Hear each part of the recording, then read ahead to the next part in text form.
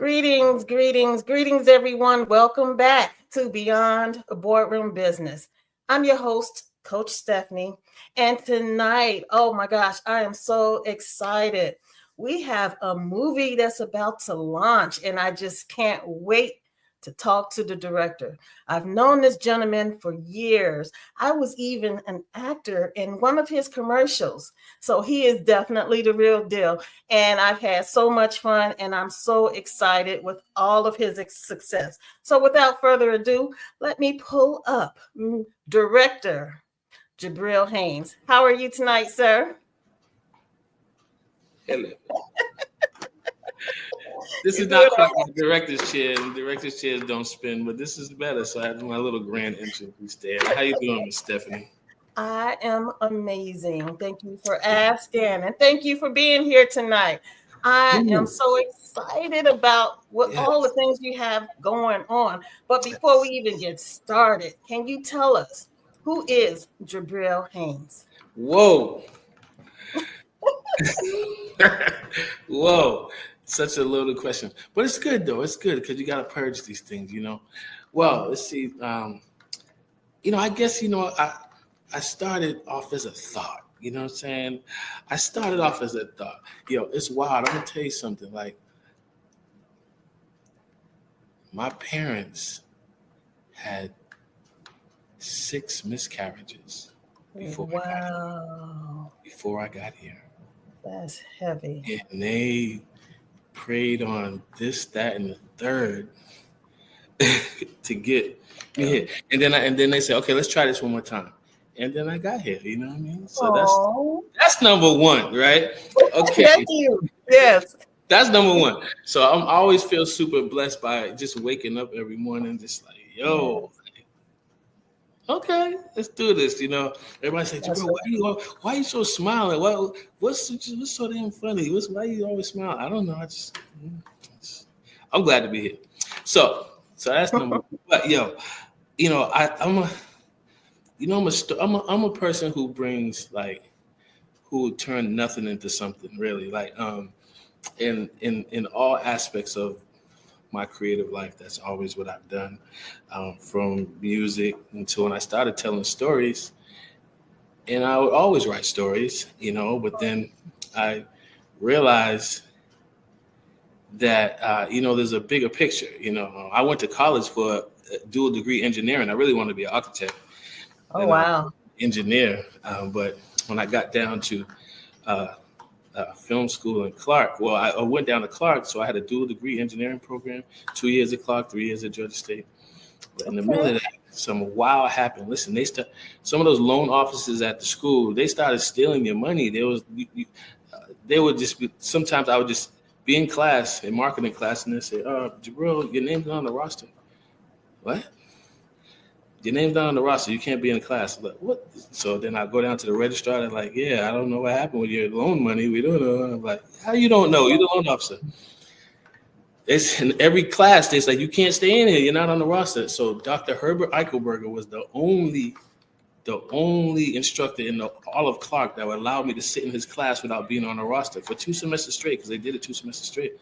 So I went from being like an architect mind, someone who just knew how to write stories, to turning that into actually learning the mechanics of filmmaking, Right. And so from there, I started my film company around 1999, 2000, and I moved to Boston, and I just started going nuts. Really, I really started trying to be really prolific. And just making everything I could. One of the first films I made, the first film outside of college I made, I won an award on. And I was like, wow. So that kind of really boosted my confidence. Like, oh, okay, all right.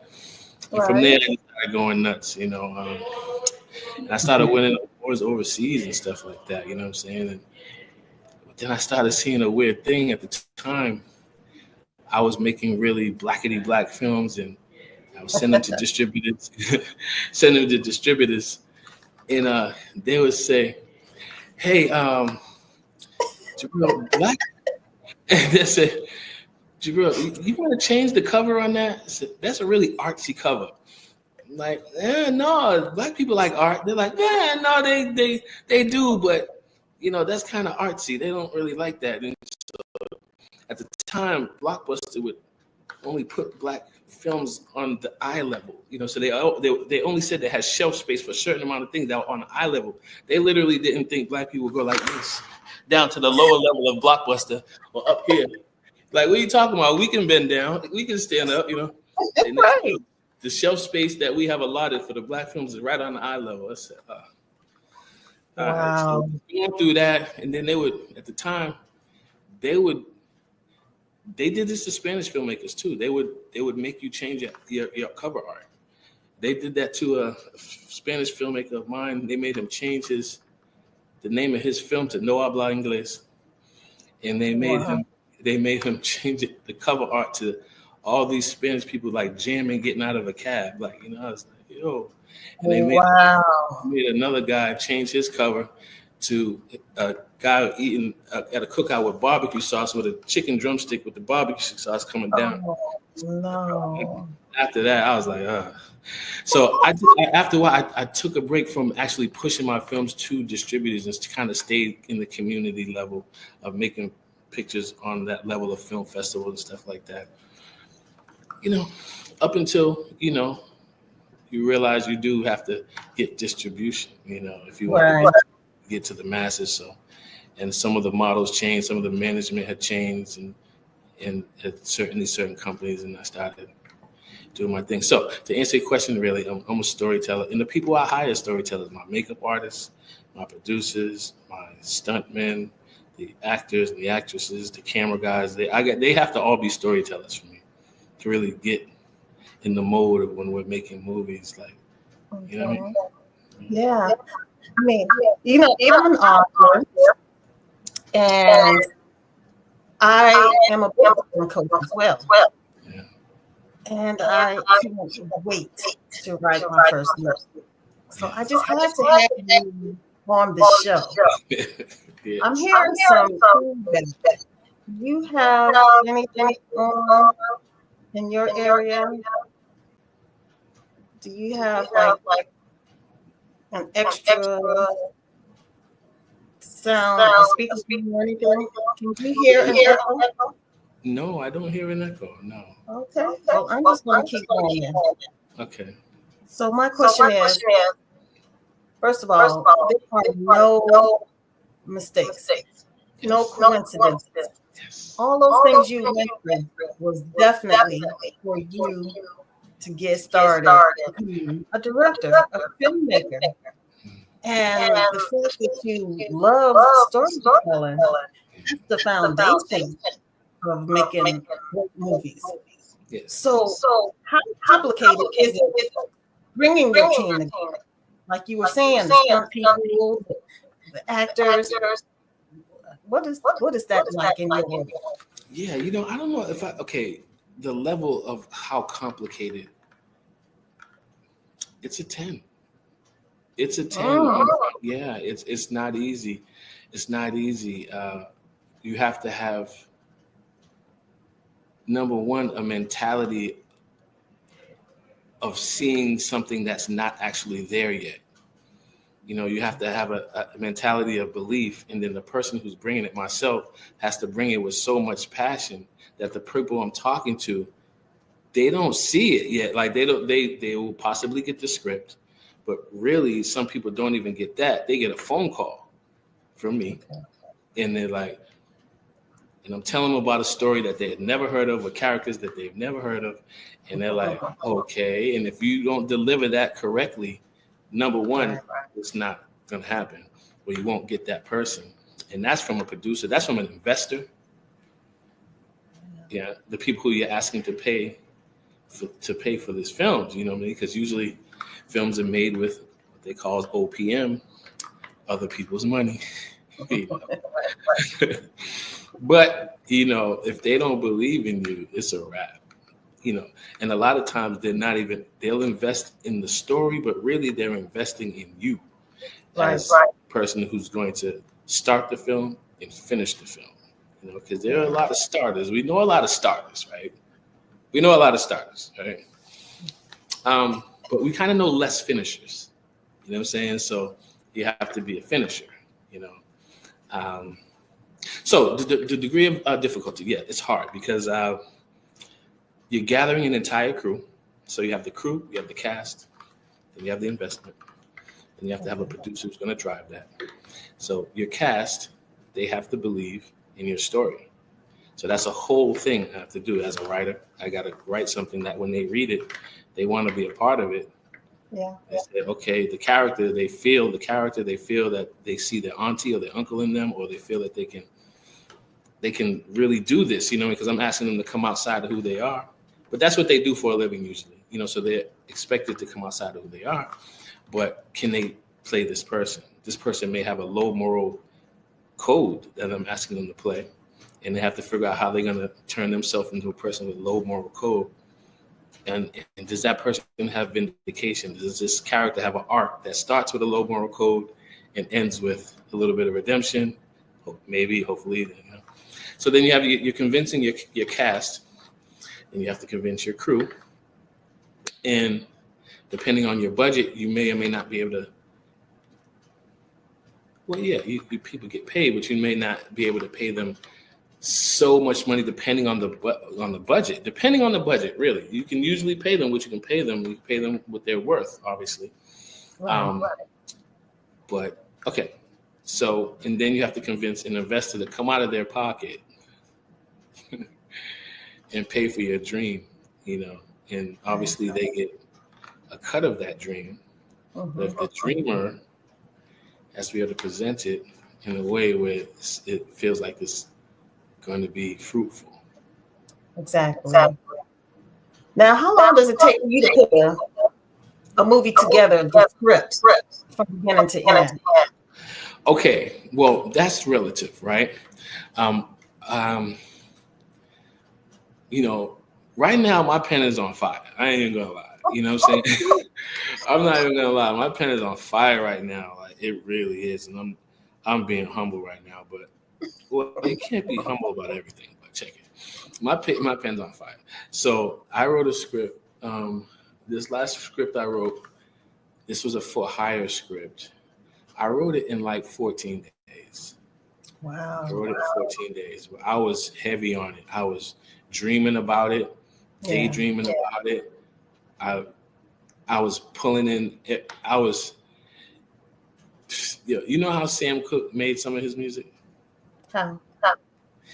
Sam Cooke would sit around town, ride the bus, and wherever he went, and listen to conversations and turn people's conversations into songs, and make hits off them. So I don't necessarily do that a little bit, but I take the people who come into my path while I'm writing. I believe it's for a reason, and now I'll like oh, okay, the mannerisms. Oh, okay, they're the way they move their eyes. Oh, okay, I like their smile. Okay, and then I'll try something with someone who's just like my friend or something. I'm like, hey, listen, what would you do if this would happen? You know, and I said, genuinely, what would you do? And they're like, well, and they'll tell me what they're doing. I'm like, oh, okay. All right, thank you. You know, and you know, my family is used to it now, so my family knows when I call them with all type of wild questions. You know, Jibril, you writing again? Yeah, I'm writing again. So, I rarely watch movies when I do this. You know, I've been dying to sit down and watch a movie. I tried to watch a movie yesterday, and I just, because I'm writing, I just like. Can't even watch a movie while I'm writing. I don't know. So it's, you know, I listen to human stories really, and if my pen is on fire, it just comes out like liquid. Wow, that's awesome. Now, do you write comedy, horror, drama? What kind of movies do you write? I write drama, thriller, and with edges of comedy in it. You know, with edges of comedy in it. And my challenge to myself, like this year, I wrote a love story that we shot in Zimbabwe a few months ago, and that was my first love story. That was my first, yeah. That That's my first love story. And my sister has been saying to me for decades, Jibril, how about I write a love story? How about I write a love story? Listen, my son was 9, right? My son was 9. He was in the last film that we just shot. This was the unbelievable thing. Like he played a role of a child whose mother was killed right in front of him. Whoa. Yeah. And so we had to shoot it. So we're in a house. We get an intruder. It's a Caucasian man. Our makeup lady put tattoos all on his face, did him up, tattoos on his knuckles. The gun we use is a prop gun, but it looked real. Right. And when I wrote this scene, I sent it to him because I knew he was going to play. I sent it to him. He read it. He said, "Dad, that is scary." Right? He said, "Dad, you right. Wow, you're right. I'm scared." And he was just at home. We wasn't filming for another 3 weeks. He said, "That is so scary."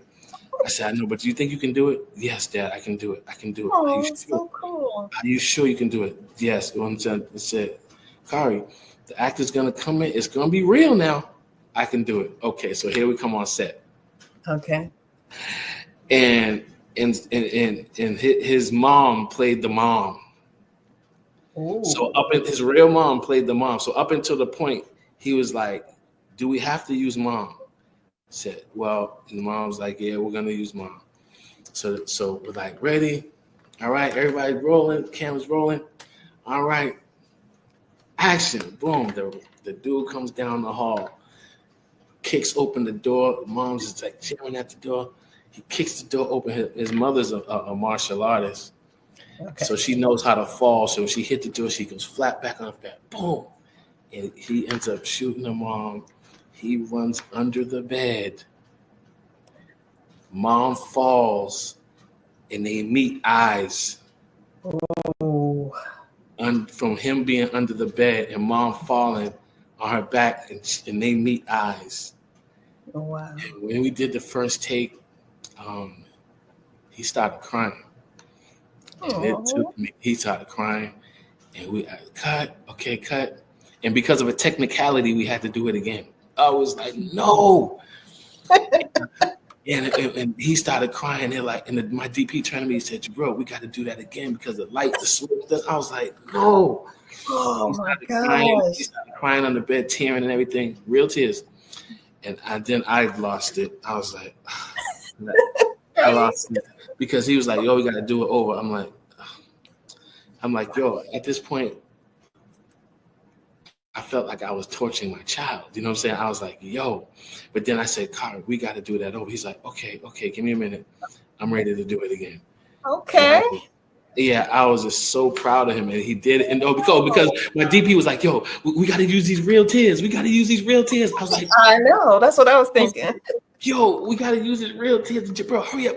I said, oh, no, this is traumatized. I said, all right. Then Kari, is okay? Yes, we can do it. And we ended up doing it. And I was like completely so proud of this kid. You know what I mean? I was so proud of him. And wow. it was crazy. But that's just something, I mean, it really tore me up. I didn't have time to really be really emotional because we're on a timeline. We got to shoot many scenes in a day. We shot 79 scenes in 8 days. It was crazy. Wow. Yeah, so wow. So even the process of all this gets me. Like I celebrate first downs in my life. Really, I don't have to wait for touchdowns and have to get no awards and. I like that. Not no Oscar and everything like that. I celebrate the smallest first downs in my life, and then I'm rewarded with still being here. You know, I'm living the dream. Really, you know, I have to. Yeah, that is true. It's a beautiful thing to be able to be a creator and just bring things into fruition. So congratulations. Yeah. How many movies have you written all together?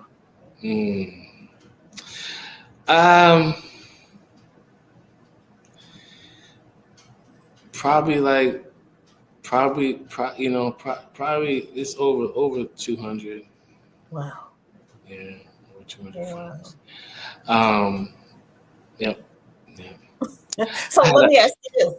When you watch movies, like you referring to earlier, when you watch a movie and if it's not too good, do you start critiquing it or do you just shut it down?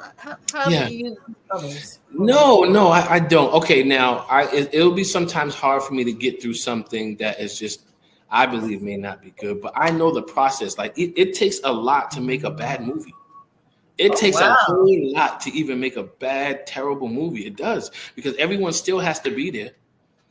You know what I mean? And there's so many things that could happen that'll make the movie not good, right? And so many things that have to come together in unison to make a movie good. And I understand those processes. So I still appreciate it, you know. But I can watch if a movie is good. I'm totally in it. I don't have to be technical. I'm not breaking anything down, and that's when I know something is really a gem. When me as a maker will not break it down. I have no time to break it down. I don't want to break it down, and I'm too busy in it. Yeah. Yes. That happens. That happens a good amount of times when you get to see a great picture and you'll watch it. I'll watch a good movie a lot of times. You know, because once it's good, then now I'm just like, yo, what did the tech guy do? What did this person do? Right. You know what I mean? You know, it's one thing I was watching, not to even single one filmmaker out, but Martin Scorsese in the film The Irishman, they shot in like 120 frames per second, which on some films that really people were not moving at all. So it was like, if you shoot 120 frames per second and I go like this, right, it's going to be in slow motion, right? That's a big movement, right? You know, it's not even really that much of a big movement, but if I do that, it'll be in slow motion. But if I go like this and only move a little bit and shoot that in 120 frames per second, that means you're going to look at small little frames of just. And then when you're doing that, like you're dealing with, and then you get a good piece of soundtrack or score to go under something like that, and you have the emotion behind that, you're really like pulling people in, you know what I mean? So, and that's just one thing that one filmmaker did, but sometimes those technicalities, and you put everything together, like the actor, the music, the what you did with the framing, then you got really, in a good story, and you got really something. Okay. So that's the overall formula for a great movie? Yes, a good script, great acting, great technicals. Okay. That's good to know. I'm going to make sure I watch a movie tonight and think about everything we're discussing. Yes. So you have a movie coming out this Saturday called Street Queens. Can you tell us about it? Okay, Street Queens. This Street Queens is a film that I started with my producing partner. His name Courtney Benson. He is a college friend of mine that we met in college. My first and second year my first year in college at Clark. We were roommates, but we were really like you know. Both of my parents were in the Panther Party, and he was really heavily involved in the socialist and the Black Power movement. And we kind of met with like minds at college as well as being students. And we had a great set of friends, you know. And while we matriculated through school, I was a music producer at the time. So I was really doing my music thing at the time. And he was too. He went on to manage Nelly and many other people in the music business made, you know how big Nelly did, you know what I'm saying? And then he took his career and managed Toya Jackson and so many other people in the industry. And his brother was a manager too as well. And so we after we were in college, he went off to do that thing. I went off to do my thing, but he found me like on LinkedIn like a decade and a half later. Like it was like, Jibril, there's a Huey Newton script out in Hollywood that they want to try and do. I want you to take a look at it. And he said, okay. I read it. I was like, it's all right. He said, what do you mean it's all right?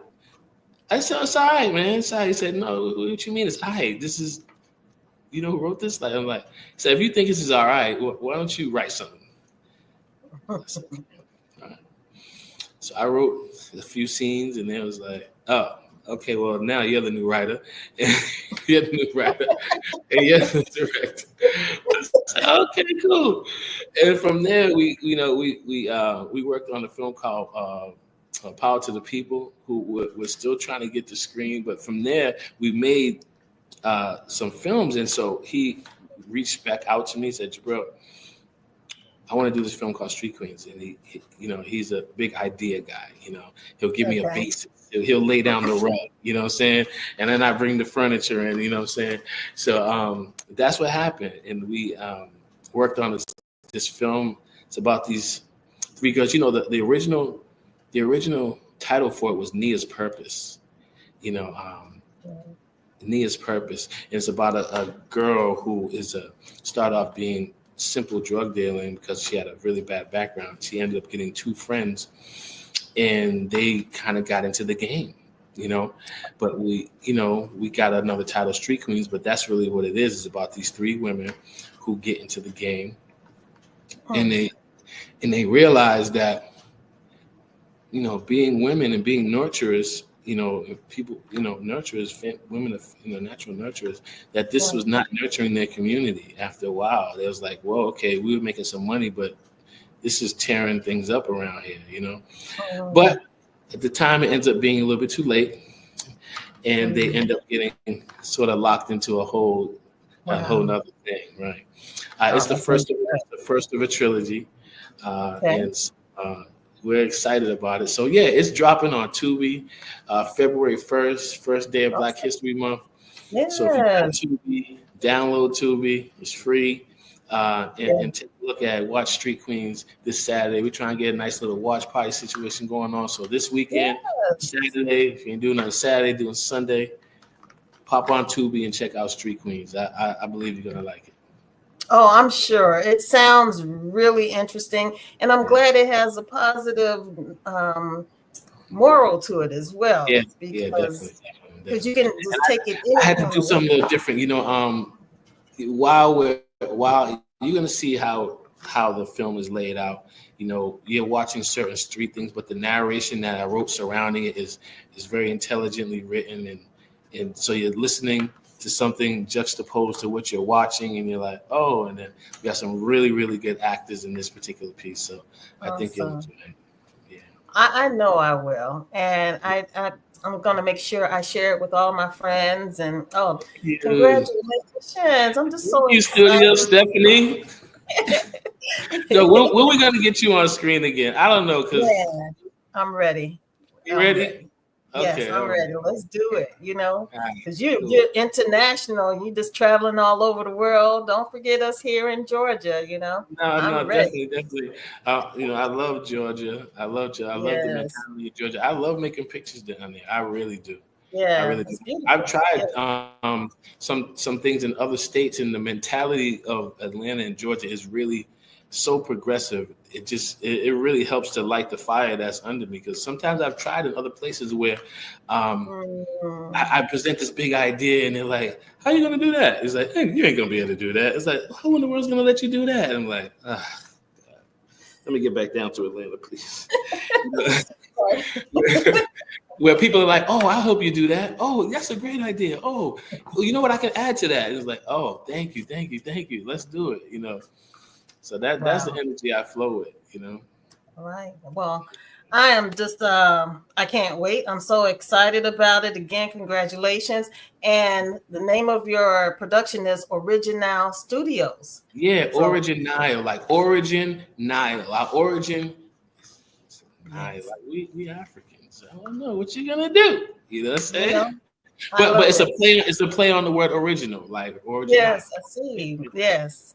Wow. And how can people find you?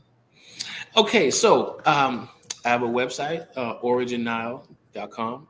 But I know everybody right now is very heavily influenced by social media. I guess as they should. So you can find me on Director Jibril on Instagram, or Jibril Haynes on Facebook. Director Jibril, my name is Jibril, or Jibril Haynes on Facebook. But you can, however you like to do it. If you throw my name into a Google, you'll probably find a bunch of things. But contact me, really, because I'm trying to be accessible to the people who really want to do some things. You know what I mean? Like, yes. I'm only a phone call away or an email away, And you come with the positiveness, you come with the energy. I'll match it. You take a step towards me, I'll take two towards you. I love it. I love it. And just, are you always looking for actors and talent? I am. I'm always looking for actors and talent. What years ago, I'm not saying that you always don't have to have professional pictures and things like that. Yeah, you should have your headshots together, because the serious people will take you serious when you take yourself serious on that note. But right. I still work with people who don't. Everybody doesn't know the game like that. Everybody doesn't know the game.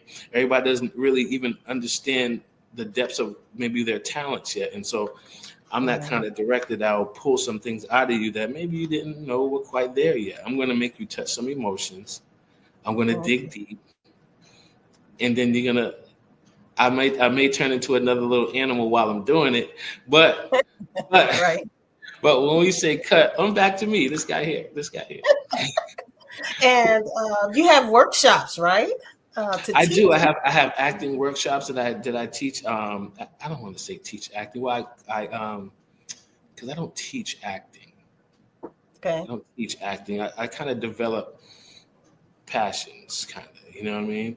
I like that. Yeah, develop passions and help people dig deep and find something because acting is being. So sometimes when I'm working with actors, they're doing something that they saw on TV before, or they're doing something that they think this character should be doing because they saw it on TV, or it seems the cliche way to do it. But we're trying to get to is the motivations behind that. Like, what's the backstory behind this person? That's going to make them. Everybody thinks when you cry, you got to go. No, you don't have to. You've seen people cry while they're laughing before, and you like, oh, hold on now. That person who cries while they're smiling and laughing, you like, that's a serious person right there, right? Right. Or, how people fighting to get into a fight, everybody's like, hi-ya! You know what I'm saying? But remember back in the day, that girl who would close her eyes and just start swinging like this, that was you, Coach Stephanie. Fortunately, I didn't have to fight. Woo! No, I would have been that time. You never had a fight? You never had a fight? No. Oh. I know how to do crazy, but I don't know how. Oh, crazy. Okay. You're so well composed. You talk to people out of fighting you? Yes, exactly. Yes, yeah. You broke me down. Yeah, That's it. A mental thing, Yeah, it's a mental thing. Yeah. We gotta teach people that mental thing too, That's right. But what I was saying is that it's all being, and we're just trying to harness that. Yes, beautiful. Now, what's going on with your travel log? Oh, you know what? I'm gonna start releasing my travel log. When I want to say I started when I first traveled to Costa Rica, and there's a Black History Month in Costa Rica. No. What? Nice. In August is Black History Month in Costa Rica. And you go down to Limon, which is the southern side of Costa Rica, you will find an entire humongous city of people celebrating Black people. Wow. Awesome. Everybody got a dashiki on. The homeless people got a dashiki on. Wow. Everybody is dressed in African garb. They understand their Africanness. They understand their roots of their African. They know how they were made. When I say made, how those people, how their culture was created through, and cultivated. And they celebrate it. And when you hop off the plane with the, you're just like, it's like walking around with a brick of gold down there. It's like, oh my gosh. Yeah, I'm gonna have to book my flight for sure. I tell you. Wow. So, do you have? Go ahead. Yes, talk to me. What kind of Oh, so I'll inspiration? just tell you about the travelogue. I started the travelogue, and that's when I went there, and I started talking about they have Costa Rica has some really beautiful things about them and the people, and so the travelogue consists of me traveling around the country, showing some really beautiful things about the country, some of the unfortunate things about the country, and then I also make a film with the natives that are not necessarily into they don't have classes, they don't have the filmmaking programs, but they do have the passion to want to try to do something, you know what I mean? So I'll make a short film with them, and that's how my travelogue is consisted of. So I've done a couple of Costa Rica, Colombia, and Puerto Rico, and I'll be going to Tanzania in April for another film as well. So if someone comes and they want to act for you, for your movie, and they just totally just suck, no talent at all, how do you let them down, or what do you do with them? Yeah, I tell them. Like art is something that I'm going to go ahead and be honest about. I'm going to go ahead and be honest about, but I'm going to offer some constructive criticism. I'm going to tell you because I want you to look at me as the person who's going to tell you the truth, right? Yeah. Right. I had friends like that, like people who would tell me, "Oh yeah, Jibril, that's dope. I played for my man Keith Spade." He'd be like, "Man, it's all right." I'm like, "Whoa, everybody else said it was fly." He's like, "Yeah, you need to rework on that second part." I'm like, "Oh, thank you." Wow. And I always trusted his judgment, and so I would always play what I needed to play for him. When I heard all that from everybody else, I said, "No. Let's play it for Keith." You know what I'm saying? And he gonna tell me the real. My man Remy too. Everybody like, "Hey, oh, that's dope. I played for Remy." He like, "Nah, you can work on this, bro." I'm like, "Okay." So I always appreciated that. So I'm gonna be honest about it. We're gonna work on the things that you do well, because I'm gonna find something that's gonna be really good in there, and then we're gonna cultivate that. And then you're gonna be like, "Okay, I got that, but I have these other areas to work on." I'm gonna send you some videos. I'm gonna have you watch a movie. I'm gonna have you watch the best actor who you think, and then what have you watched the best actor that you've seen? Why is he so good? Why? Why is he so good? Like he begs for a close-up. So you're shooting a medium shot way back here, but he does something in his face, make facial muscle that's so dope. People say, "Oh, cut. Okay, we got that shot." The director says, "Oh, listen, we got to get a close-up on that." And then you go in a close-up. So the close-up may not have been in the cards on the shot sheet, but when we get on set and you do it, you're like, we need a close-up of that so we can see, because we didn't realize he had a muscle right here. And so when he started doing like this started twitching, and now that becomes something that, okay, that we need to use and the people need to see, so we cultivate all those little things. So I'll work with you, and we won't stop until I find something good. That's really good. Go ahead. No, that's it. I was just going to say, do you have any words of inspirational quotes or anything you would like to say in closing to anyone who is interested in getting into the movie industry? Yeah, I would just say, number one, first, why? Why you want to get into the industry? Yeah. Why? Yeah. And so, because you know what, people will see the glamorous portion of it, the TV part, and not really understand all the hard work that it kind of, the boring things. There's a lot of boring things that you lead up to. I would say, why? And they say, well, I want to. They say something like, I want to explore some of the talents that I think I have, or any version of that. Then I would say, I would just say, let the passion guide you and not the dollar off top. I like that. I like that. Yeah. Not the dollar, because there's going to be many times where you may not make a dollar and you could get discouraged. But if your passion is driving you, then you'll keep going. And everyone tells you, the people who are successful, they say, keep going, don't stop, keep going. And I'm gonna ditto that, But sometimes if you're in it for the dollar and then you don't make the dollar, really you might stop. Yeah, you might stop. So I said, just find something that you're really, really passionate about. I have someone who just one of the people who work on films, they said, bro, I want to be your protege. I said, okay, well, what you want to do? She's like, I don't know. I said, oh, well, what do you want to do? She's, I don't know what I want to do. I want to just do. I was like, well, there's so many different things we could do. So right now it's about trying to figure out what she wants to do, because I can't tell her what she wants to do. She has to figure out the part that she wants to do. I said, because I can overwhelm you with all these things and you could completely get overwhelmed and you'd be like, wait a minute, that's not what I thought it was. So I think for you to possibly try to find out what it is that you really want to do and what's going to drive you, you know. And you know what, though? There's certain people who do things for money that end up like filthy rich, I guess, you know.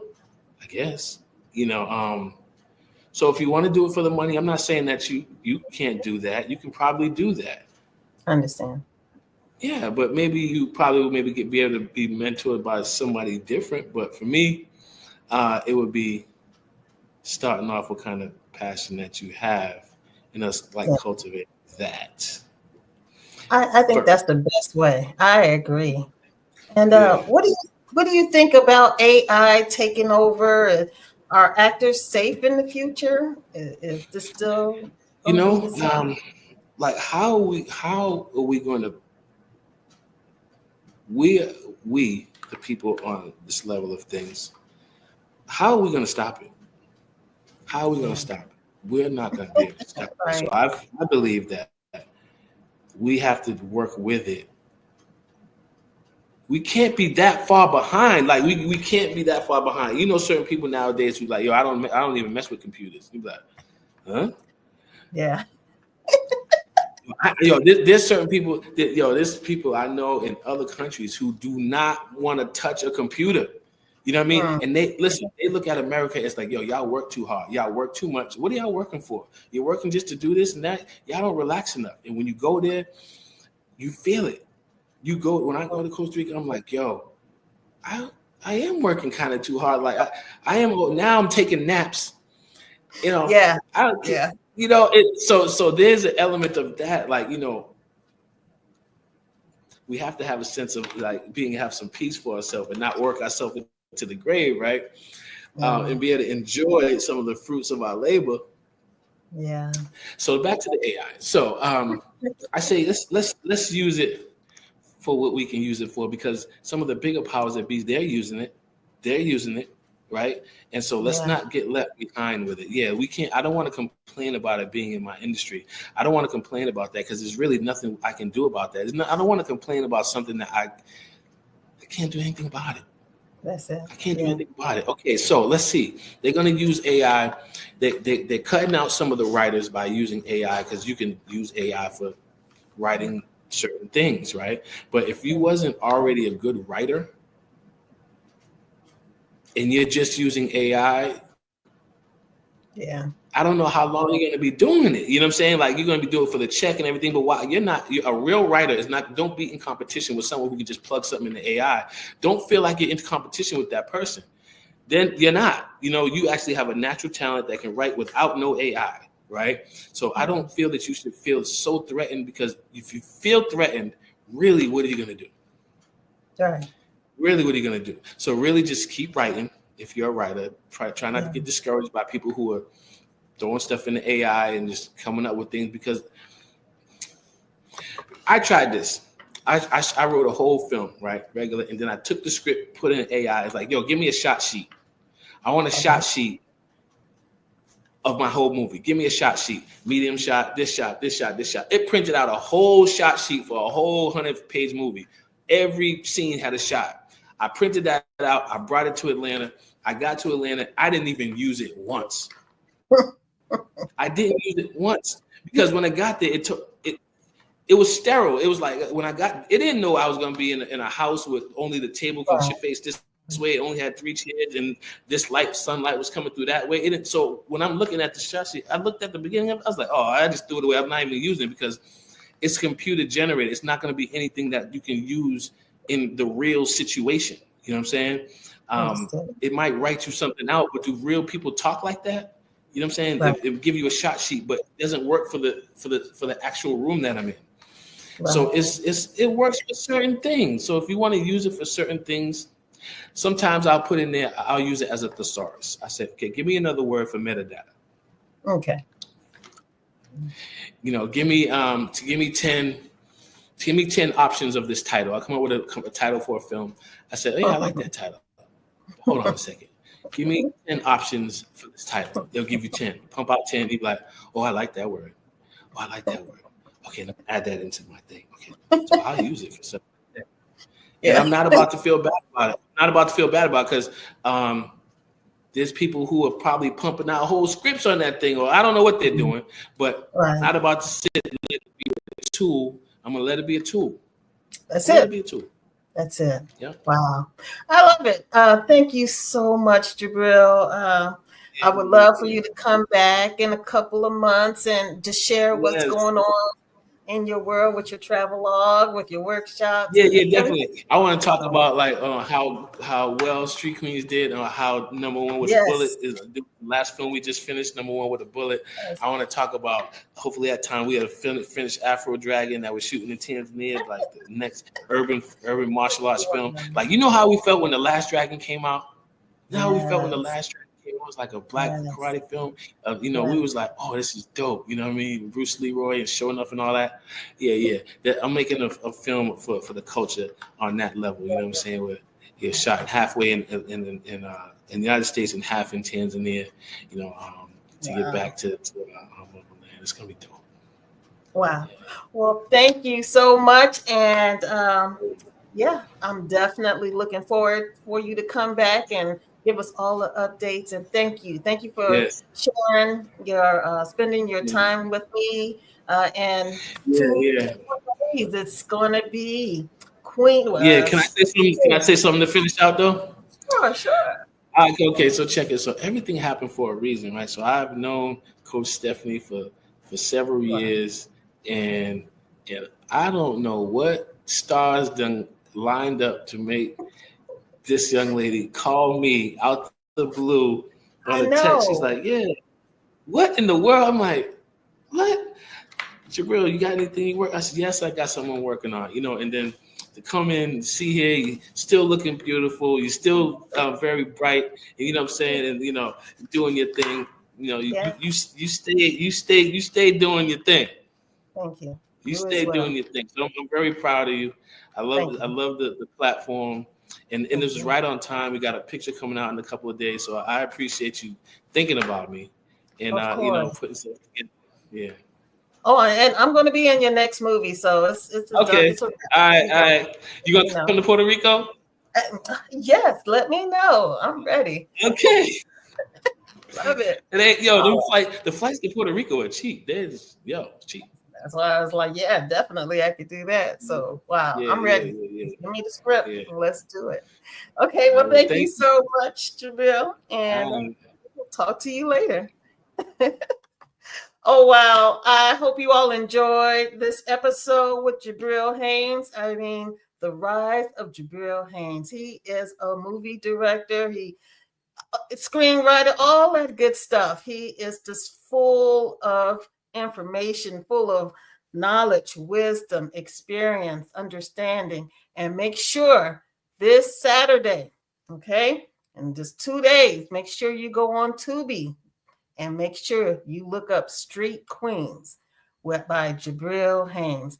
And make sure you follow up with me and let me know. I would love to hear the feedback of what you thought about it so we can talk about it the next time he comes back. So until the next time, I hope you all enjoyed this episode of Beyond Boardroom Business with your host, Coach Stephanie.